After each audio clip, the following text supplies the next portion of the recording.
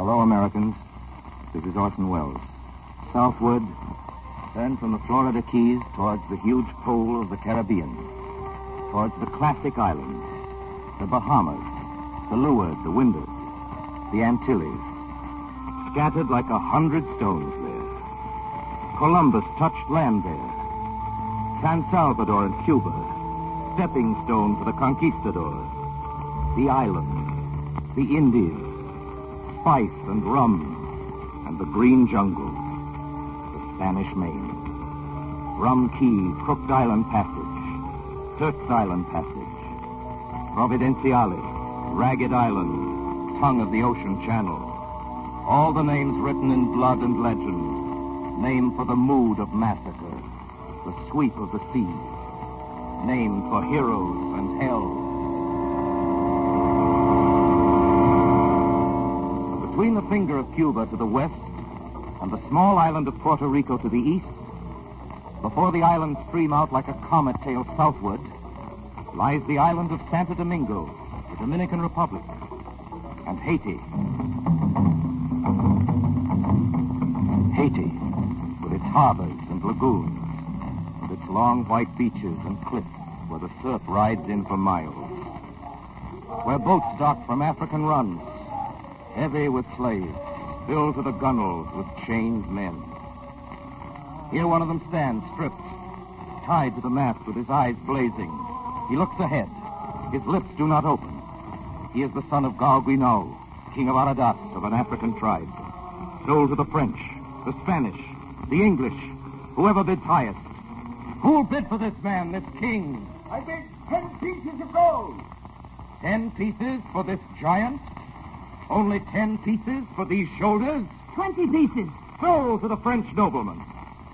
This son of a king, this image of God, sold with his eyes and hair and blood. 20 pieces take him, soul and all, to have and to hold, to whip and to starve, till death do you part, O slave and master.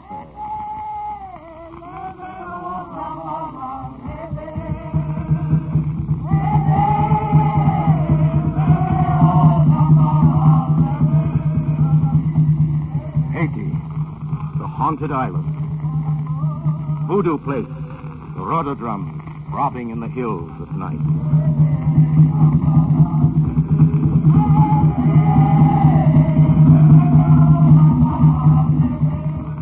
And this, too, this is Haiti. Liberty cannot subsist without toil. That, too, was Haiti, is Haiti. The voice of Toussaint Louverture, whose father was a king in Africa, who lived to see slavery die in Haiti.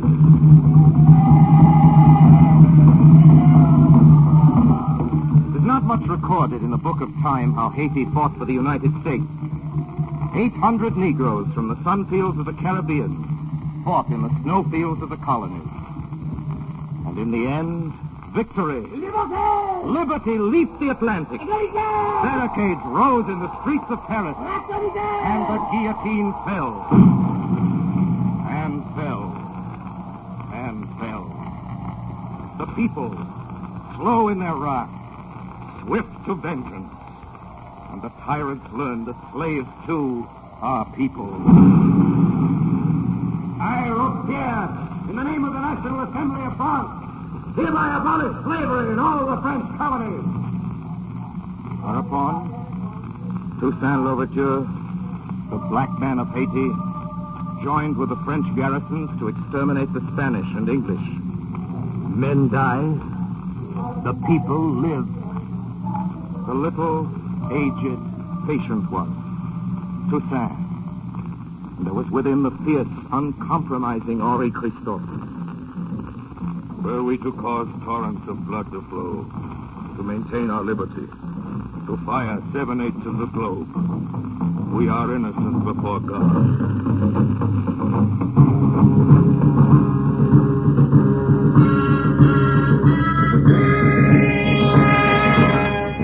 And it came to pass that the black men of Haiti were visited by the English commander. I had imagined you a different man, Toussaint. We are all the same man under God. Come over to our side. You will be king of this island. Stay with us, Toussaint, and be rich. I am rich. I have a wife and many sons and the love of my people. Are there other riches? If so, the slave has not the wisdom of the master. I tell you to take your troops home, to leave our harbors under your own sail, or else we shall give your sails a more dangerous wind. You will buy and sell us no longer. The slave trade is over. We come to a new century. Mass was said in all the churches. Santo Domingo and Haiti were independent, with loyalty to France. Toussaint was governor, and a constitution was drafted in 1800, prepared for dispatch to Napoleon by the Council of the Island. How shall we address the dispatch? His Most Reverend Excellency, or Majesty. That is it. Your Majesty. We shall give him the most respectful of all salutations. To Citizen Bonaparte, First Consul of the French Republic.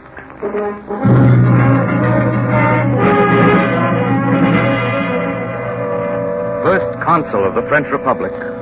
So the liberator of Haiti addressed the liberator of France. In France now was young Simon Bolivar, soon to be called liberator in South America, to be called in history the liberator, and to deserve the name. This Napoleon, he is a very great man. Is he not, Bolivar? Close the window. So, the liberator of Europe has turned tyrant. Cannot a man break chains without chaining others? Europe is a disease. I will go back to Venezuela. There is work to be done. There is hope yet in the new world.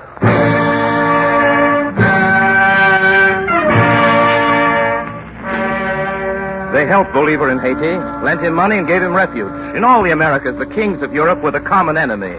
New world history tells a long story of the fight against kings. In France, Napoleon rose with a revolution and then betrayed it, crowning himself emperor. In Haiti, Christophe rose with a revolution, and Christophe crowned himself emperor. Have you heard of La Ferrière, the great mountain fortress? You can see it today from your Pan American clipper. Christophe's Citadel. The Citadel. Ah, yes. My father died building Christophe's Citadel, and his brothers, and my mother's brother. Never had such a fortress been built in such a place, high on a cliff. Its mighty prow streamlined like a battleship's bows. Cannon wait on its ramparts, one for each day in the year, on guard at the endless echoing galleries. Speak softly of the Citadel. The Citadel is terrible. He who made it is terrible. But say it softly. Softly. Better still, do not say it. Just know it. Know it. The Citadel could not be taken.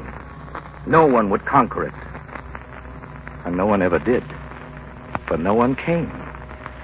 A tyrant built this bastion against a terror that never came. The futile guns stand speechless in the empty galleries. And where is Christophe, King of Kings? Tambu Papaloa, send out the call. Tambu Mamaroa, pound on his gravestone. Tambu Tamplant, give the dead king tongue.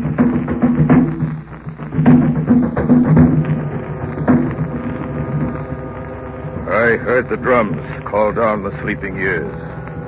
I walk again. Christophe, the king. Henri Christophe, monarch of the north. Black man. Christophe, king. I fought with Toussaint. I ate at his table. I learned of those things men set down in their books. It is not given to me to read. Such things are dangerous for slaves. But I became king. I had a gold carriage and fountains and baths, Roman baths. A small fat dwarf to make me smile when I was sad. And I was often sad. My ships carried cargoes of cotton and rum and gold and indigo, silver and spice. It brought me back velvet and satin and silk, and cannons and powder, and swords and pistols and muskets to back my lords. And the white man from France to hide my gold.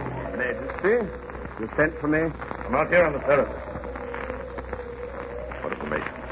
The last one died an hour ago. We had no chance to talk. None, Majesty. I took them to my quarters where a feast was spread in celebration of the sealing of the treasure room. How did you do it? Poisoned wine? Yes, Majesty. We drank a toast to the great secret. And they are all dead? Yes, Majesty. We alone know where your gold is buried. Only Christophe the king and Dupont the engineer. The secret is safe with me, Majesty. I've sworn on my honor. 60 million francs. A great price. Majesty, the honor of a gentleman is above price. Your friend General Brunet, a gentleman? Oh, but assuredly, he's my kinsman. Toussaint Louverture. He's not my kinsman. He was my friend. Majesty, I don't understand. General Brunet gave Toussaint his word of honor that Toussaint would leave with safety after the parley. Do you recall what happened to Toussaint?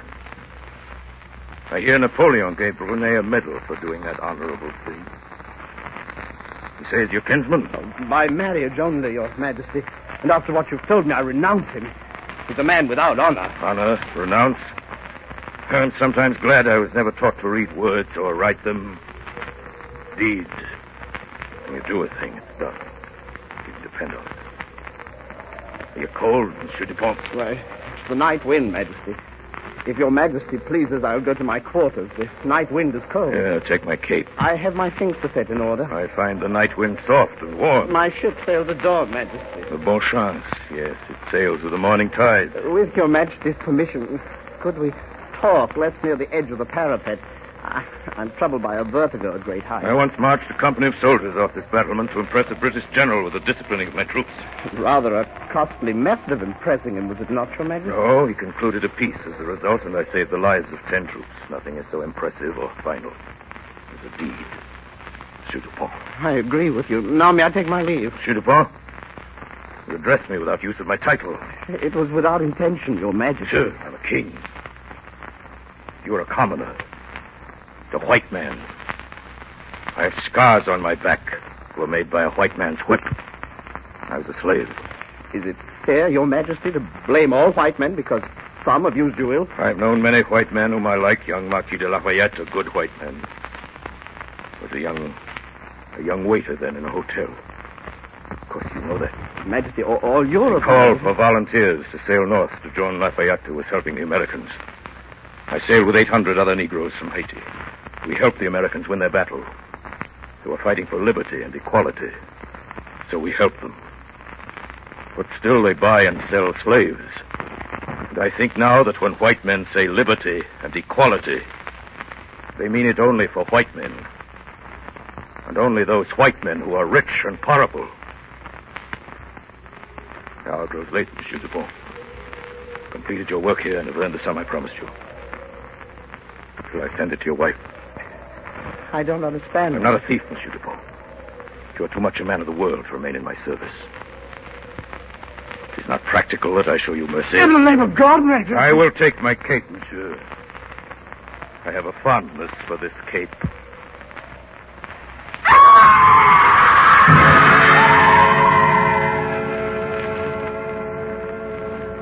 The walls are sheer for 1,000 feet. I finished my walk that night alone. I am Henri Christophe, King of the North. And my secret sleeps with my boldness.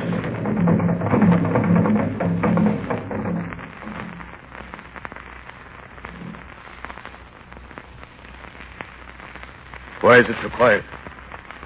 I have not heard a cock crow or a dog bark. Your people have killed all the fowls in the neighborhood and taken the dogs and goats to the hills so that no noise will disturb your rest. I feel no pain, Doctor. Only a numbness like a great cold. When the people learn, there'll be trouble. Who will fear a king with dead legs? Are there candles burning for me? You think I'll die? It's in the hands of God. I don't trust God. I think perhaps he disapproves of me. Give me medicine. I'm doing all I can. I sent for another doctor who has more wisdom, older wisdom. If you bring a Bokor into the palace, I shall leave. I'll have no dirty witch doctor pawing over my patients. I am still king, Monsieur le Docteur. You are arrogant in my presence and address me without title. You are very sure that I will not leave this bed again. Well, I can kill from my bed. Gilly! Gilly! me my pistols. Wait, Leech. Guards! Stop that walk! Guards! Yes, Majesty. Where are the palace guards? At the gates, Majesty. A mob is forming there. Waste no time. What is the Bokor? I sent for a Pete and jury. Majesty, none of the Bokors will come. Word is out that the people have cast 1,000 silver bullets. 1,000 silver bullets. Rudder drums are talking in the hills. Keely, go out there and kill every man, every woman, every child in the mob.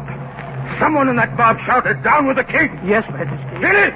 Yes, Majesty. Fetch me my pistol. Here they are, Majesty. 2 silver bullets. Those 2. Here, Majesty. Come back here! Come back here! Keely! Help me! I go to my citadel! Keely! Antoine! Celestine! Celestine!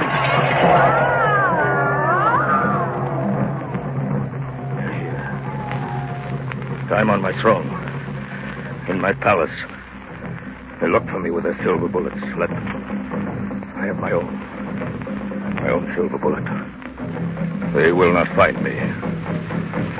Who says a living dog is better than a dead lion?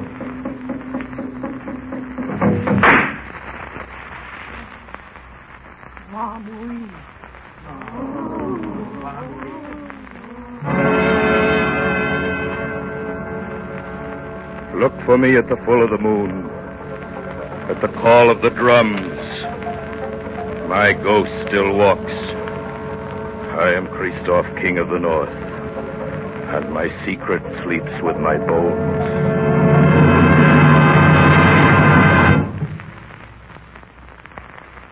We've just heard from the ghost of the dictator.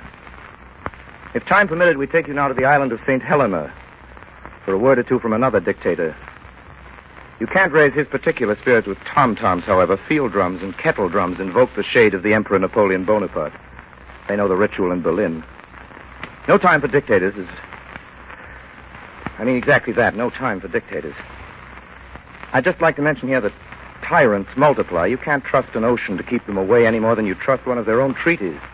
There simply isn't room enough on our globe for the pettiest despot that ever cracked a whip. So it wasn't enough to say that Napoleon was just too bad for Europe. He was also too bad for America. He was too bad for Haiti, where his bad example made possible the Emperor Christophe. In France, the great plantation owners, in extraordinary session, and after extraordinary deliberation, came out with an extraordinary announcement. If there are to be no more slaves, we are faced with the fact that there are to be no more colonies. Excellent, gentlemen. Perfectly logical the way you stated it, or the other way around. No slaves, no colonies. For wittier, we might have credited you with an epigram. What about Napoleon at this moment?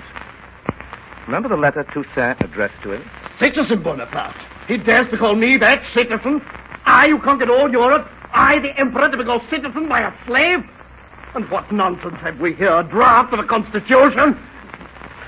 Why has this been allowed to happen? Your Excellency, there is no rebellion. Toussaint L'Ouverture has united the colony for France. I have 25,000 men to spare.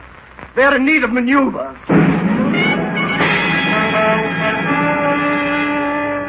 The great Napoleon frightened. The conqueror of all Europe fears a man on an island. Fears the name of the man, and Napoleon says, "Search out this sir, this slave who walks like a man. Tear out this root of freedom wherever it grows. I, Napoleon, order it to be done."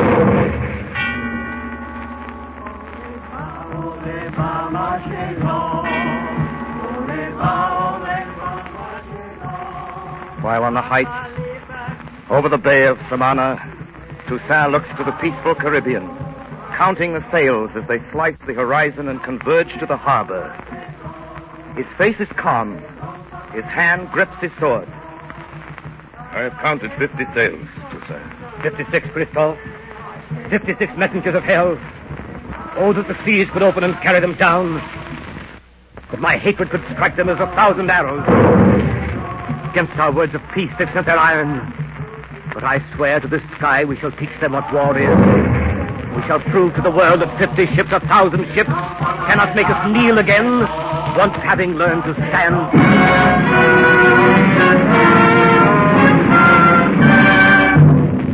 his own hand, Toussaint set fire to his own beautiful house, while his wife wept. The white man came to conquer easily, but he ran into iron mountains and iron men. He found the granite of freedom and broke an army against it.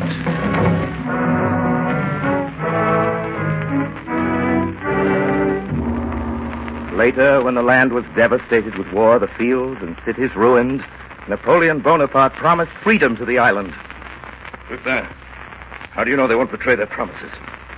They're weak. We can strike now and be free forever. I have given my word for peace. I have put my sword away, Christophe. We are not cannibals, but men of honor. And the world must judge us so.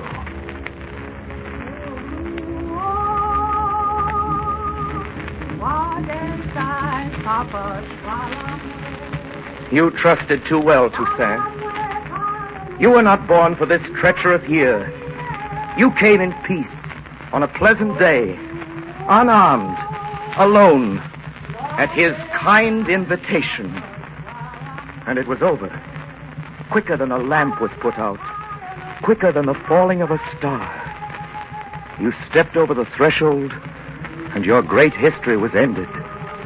You, Toussaint, stripped of your epaulets, you warrior, dragged aboard ship in the dark, manacled there on the deck, you breaker of chains, now put into chains, and before your very eyes the sails filled, and Haiti, surrounded by stars and water, your home, your island, was left behind. Did you weep as the sea enclosed you? What did you speak to the night? What did your voice say? They have in me struck down but the trunk of the tree. The roots are many and deep. They will shoot up again. Better he was struck dead upon the deck. Better a simple death, anonymous at sea. But Napoleon had greater plans. The dungeon for Toussaint, locked below the earth behind huge doors. There he is brought to be broken. Would he beg? Would he weep? I will stand here until the door of heaven opens. I will be as strong as these stone doors. Napoleon waited, and all he received were letters, calm letters, asking that the crime of Toussaint be explained. Months went by, and then one day Napoleon writes a letter to the caretaker of the prison in which Toussaint was kept. I order you to take a trip. You may go anywhere you wish for 1 week. Toussaint Louverture was left alone. He starved to death. The year 1803. Earlier, we told you the story of Christophe, whose reign followed Toussaint's death. We've seen Christophe die on his jungle throne. He and the Emperor of Europe. The world against both of them. Both breathing their last in the same chapter of history. In Christophe's time and before and since, prayers are still said in the hills to the old gods of the Congo. Sobo, Nogon, Agahan, Dambala.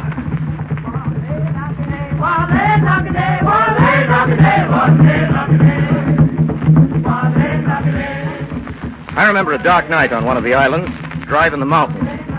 I stopped my car because a crowd of people grouped around lanterns in the center of the highway blocked my way. A tall man approached the car and spoke. Bonsoir, Blanc. Bonsoir. Has there been an accident? No, monsieur. It is that we are burying a man who has died. Why do you bury him in the middle of a public highway? So the Bocas will be afraid to come and dig him up, make him into a zombie. Tell me, how are zombies made? I would give 10 goods to know. Give. There you are. When a man dies, the Bocas dig him up before the sun rises. They do something secret that only the Bocas know. And then the man's body walks again, and the Bocas sell them to work in the cane fields. Why do they go to their homes after they're brought back to life? Have they no memory of home? They have no minds or souls, monsieur. Only their bodies live again. They have finished covering the grave, monsieur. You can pass on now. I've told you all I know of zombies.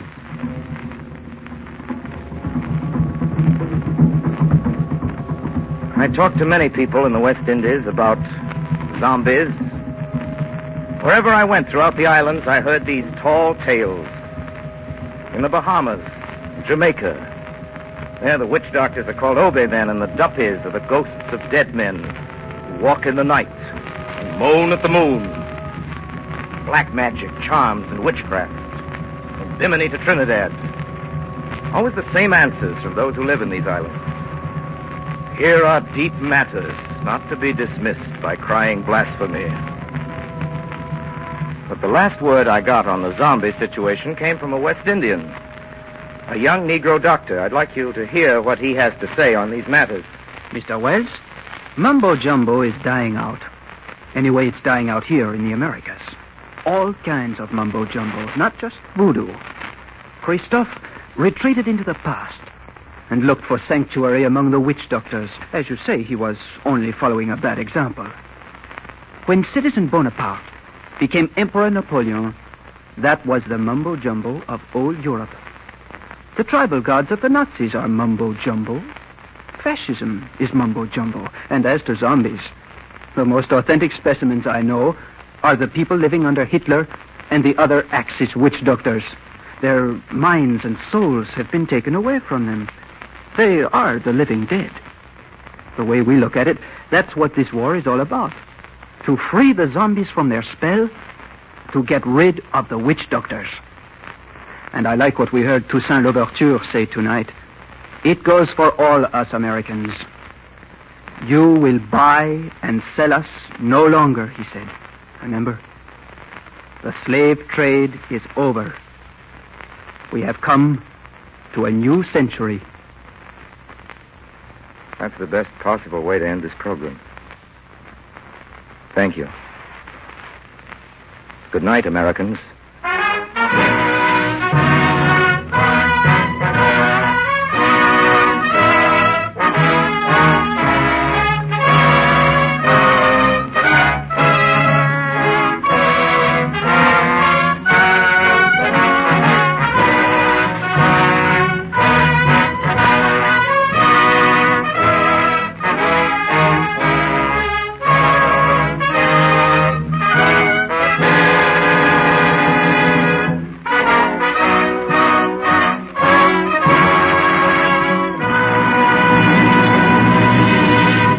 Ladies and gentlemen, you have just heard the third in the series of Latin American programs brought to you by Orson Welles, who has recently returned from an 8-month visit to South America for the coordinator of Latin American affairs. This is the Columbia Broadcasting System.